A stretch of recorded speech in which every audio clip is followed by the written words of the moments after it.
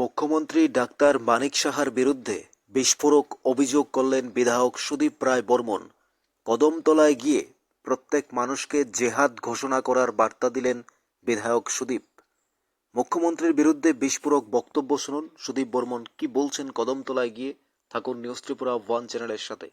যতজনকে জিজ্ঞেস করলাম এক 5 নয়া পয়সা মুখ্যমন্ত্রী বলে গেছিলেন 5,000 টাকা করে বোধহয় প্রাথমিক যে ক্ষয়ক্ষতি হয়েছে তার কম্পেনসেশন দেওয়ার কথা ঘোষণা করে গেছিল। এখন পর্যন্ত আমি শুনলাম 21 জনকে নাকি দেওয়া হয়েছে, এরকম একটা আমি শুনতে পেরেছি, কিন্তু কারা পেয়েছে আমি জানি না। কিন্তু এতগুলো লক্ষ লক্ষ টাকা, ঘর বাড়ি এবং কিছু কিছু লোকের যে মূলত যে সংসার চালানোর যে আর্নিং সোর্স সেটা কিন্তু ধ্বংস করে দিয়েছে। উদাসীন, নির্বিকার, তাদের কোনো ফিলিংস নেই, অযোগ্য একটা বর্বর একটা লোক বসে আছে এবং হেলমোপ্যাথের এবং বর্বরতার চরম সীমায় এসে পৌঁছেছে এই প্রশাসন।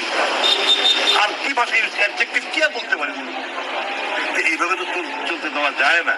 আমার অনুরোধ থাকবে এখানকার সুবুদ্ধি সম্পন্ন মানুষের কাছে, এক, শান্তি শৃঙ্খলা সৌহার্দ্যতা আপনারা বজায় রাখবেন যেন কোনো প্রকারে। আবার চেষ্টা হবে, কিন্তু কোনো অবস্থাতে ফাঁদে পা দেওয়া চলবে না। 2, জেহাদ ঘোষণা করুন দলমত নির্বিশেষে, মানুষ হিসাবে মানবতা, আলটিমেটলি মানবতা যেন জয়ী হতে পারে। সমস্ত ধর্ম একটাই কথাই বলে, সমস্ত গ্রন্থ একটা কথাই বলে যে মানবতাই হচ্ছে শেষ কথা, এর থেকে বড় ধর্ম হতে পারে না। ওই জায়গায় যতগুলো নিয়ে না যেতে পারবো এরা কিন্তু এই জিনিসগুলো চালিয়েই যাবে। কাজে মানুষকে ঐক্যবদ্ধ হবে, এদেরকে উৎখাতের ডাক আজকে আমি দিচ্ছি। ঘৃণা বর্ষাই এই সমস্ত অ্যাক্টিভিটিজের উপর নিন্দা জানাই এবং ইমিডিয়েটলি সাফিসিয়েন্ট কম্পেনসেশন যাতে পায়। আমরা শুধু এখানে সাংবাদিক সম্মেলন করে বলে গেলাম তা নয়, আমরা কিন্তু সরকারের উপর চাপ সৃষ্টি করি। ষড়যন্ত্রকে কিভাবে শুনলেন বিধায়ক সুদীপ কি বলেছেন কদমতলায় গিয়ে। জেহাদ ঘোষণা করার বার্তা দিলেন, মুখ্যমন্ত্রীর বিরুদ্ধে বিস্ফোরক অভিযোগ করলেন এবং মুখ্যমন্ত্রীর প্রশাসনকে তীব্র তোপ ডেকেছেন।